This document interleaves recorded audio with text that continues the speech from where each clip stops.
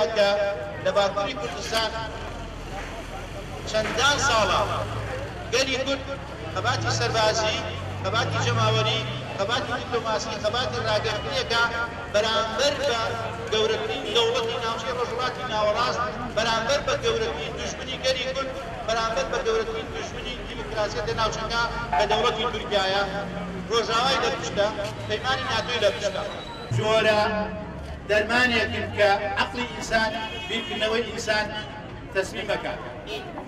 کۆمەڵێکە حکومی تر هەیە، ئێمە لە بەرنامەکەی خۆمانە ئاماژەمان پێ کردووە و ئەگەر بێت لیستی 113 لیستی پارتی چارەسەری ببێتە هێزێکی سیاسی ڕسمی لە هەرێمی کوردستانەوە، پەیمانتان نەدەینێ ئەتوانین زۆربەی کێشەکانی هەرێمی کوردستان لە ماوەیەکی کەمە بخەینە سەر سکەی سروشتی خۆی و بەرەو چارەسەرکردنی ببین.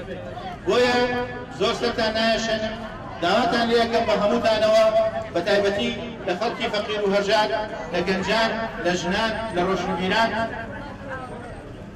هەموو جووتی خۆتان بەکاربێنن لە ڕێگەی دۆستەکانتانەوە، لە ڕێگەی دراوسێکانتانەوە، بۆ ئەوەی قەناعەت بە خەڵک بکەن دەنگا لیستی 113 بدەن، لیستی چارەسەرکردنی کێشەکانی باشووری کوردستان. زۆر سوپاس.